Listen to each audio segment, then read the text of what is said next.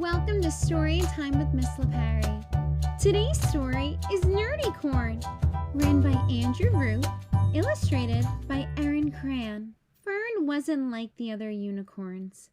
Instead of spectacular leaps over shimmering rainbows, she preferred building robots in her laboratory. Rather than splashing majestically in mountain waterfalls, she enjoyed coding software to program her computer. She liked chemistry more than glitter, reading rather than rainbows, and 3D printers instead of sparkles. And even though she knew she was different from the other unicorns, Fern was proud of who she was. Because she was smart. Just look at her solve that quadratic equation. A good friend. There she is picking up her neighbor from the airport. And always willing to help others. Wow, she's changing their oil and cleaning their gutters. But even when Fern went out of her way to do nice things, some of the other unicorns would still tease her for being different. They called her names. That's not a rainbow. Only a nerdycorn would paint that. Occasionally laughed at her glasses. Guess who I am?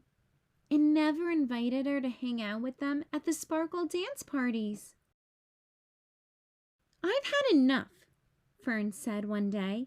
I'm through helping rude unicorns. The next time they need an engine rebuilt, turbo sprocket installed, or hydrothermal capacitor welded, they are on their own. So when Buttercup's sapphire bejeweled digital flutter phone broke, Fern kept her soldering iron packed away and simply shrugged. And when the wheel on Ruby's shimmer bike snapped, Fern stood by her truing stand and centering gauge and just shook her head. A few days later was the biggest sparkle dance of the year, but Fern decided to stay home. She doubted the other unicorns would even notice she was gone. And besides, she had more important things to do. Fern was in the middle of realigning her centrifuge for a zero-gravity ice cream experiment, when suddenly she heard a knock.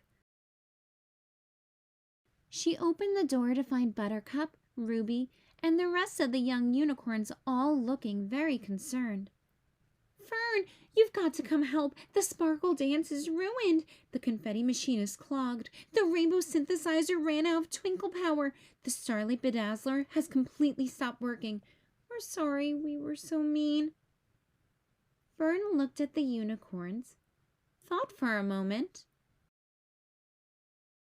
and then closed the door in their faces.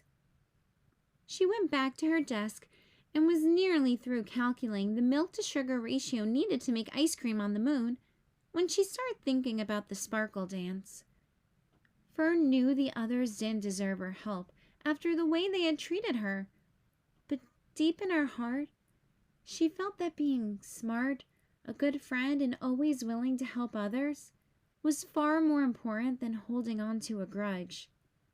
Fern gathered her supplies and rushed to the sparkle dance. Using her multimeter, digital calipers, an arc welder, 2 9-volt batteries, an old soda can, some dental floss, and a bit of dry ice, she was able to get everything working again. With the rainbows flowing, the confetti flying, and the starlight shining, every single unicorn cheered for her. She had saved the dance! Once the congratulations had stopped and the party had begun, Buttercup, Ruby, and all the young unicorns gathered excitedly around Fern. We're sorry, Fern. We should never have treated you like we did. We wish we could invent, fix, and create like you. It was so cool how you recalibrated that bedazzler. How hard is it to program in binary code? What's the best type of flex to use when soldering? Could you teach us? And from that day forward, while all the unicorns still enjoyed noble gallops through fields of honeysuckle, stupendously spectacular discos, and outrageously glittery games of horn polo, They also couldn't wait to put on their tool belts, pull out some graph paper, fire up the acetylene torch, and get to work on one of Fern's amazing projects. And they each tried their best to be smart, a good friend, and always willing to help others. The end. Thanks for reading along with me today. Remember to subscribe below to hear more stories. Have the best day, and remember to keep reading.